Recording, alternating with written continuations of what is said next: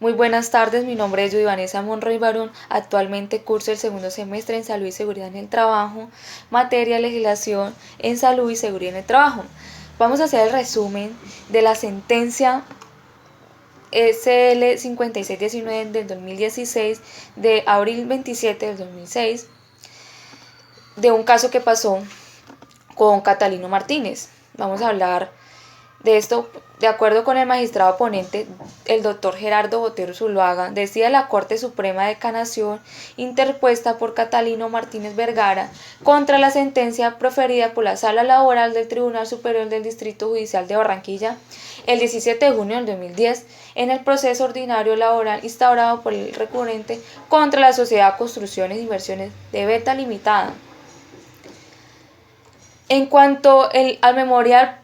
poder de obra, los folios 31 y 32 del cuaderno de la Corte, el despacho se abstiene de reconocerle personería a Freddy Jiménez para actuar como apoderado del demandante, por cuanto no aparece escrito por este señal de aceptación del mandato, como tampoco ha acreditado su condición de abogado.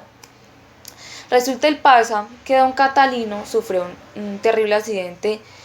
y cuenta de que hace 13 años se encuentra trabajando para la sociedad demandada, en el que hacía varios oficios, que en el desarrollo de su actividad laboral el 29 de octubre del 2005 en las instalaciones de la empresa sufrió un accidente de trabajo aproximadamente a las 11 de la mañana. Él dice que él está procurando el pago a su favor y de su familia de la indemnización ordinaria plena de porficios derivada de accidente de trabajo sufrido, que valora entre la suma de 515 millones de pesos. Entonces asegura que es a las horas de la mañana cuando una máquina compactadora que se estaba reparando, al probarla y tratarla de apagar, no le respondió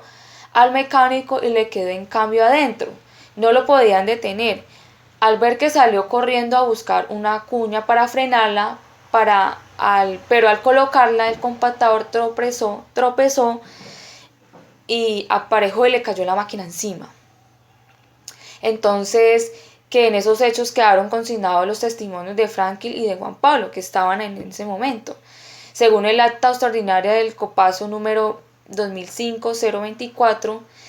en la que se indica que el accidente se debía a su afán de colaboración, ya que al ver lo que estaba sucediendo no analizó el riesgo que podía tener en ese momento. Entonces su integridad física solo pensó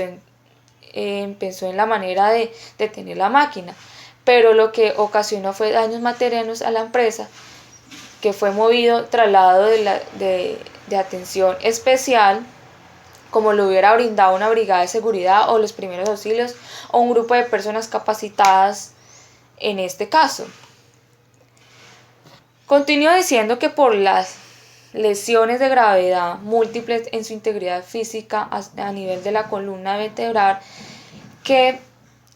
le sucedió a don Catalino, fue sometido a tratamientos médicos quirúrgicos de terapia física y psicológicas, a las cuales siguen asistiendo como consecuencia de infortunio, que quedó postrado en una silla de ruedas e inhabilitado de por vida para trabajar en la Junta Calificada Regional de Invalidez del Atlántico. Entonces, él por eso pide la indemnización. Entonces podemos decir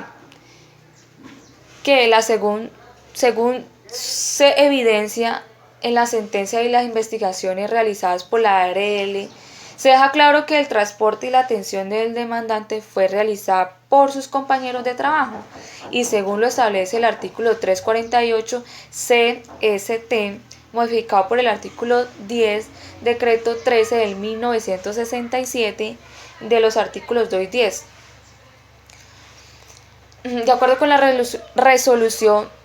02413 de 1979 del Ministerio de Trabajo y Seguridad Social, obviamente se debe contar con una brigada de emergencias en todo tipo de empresa,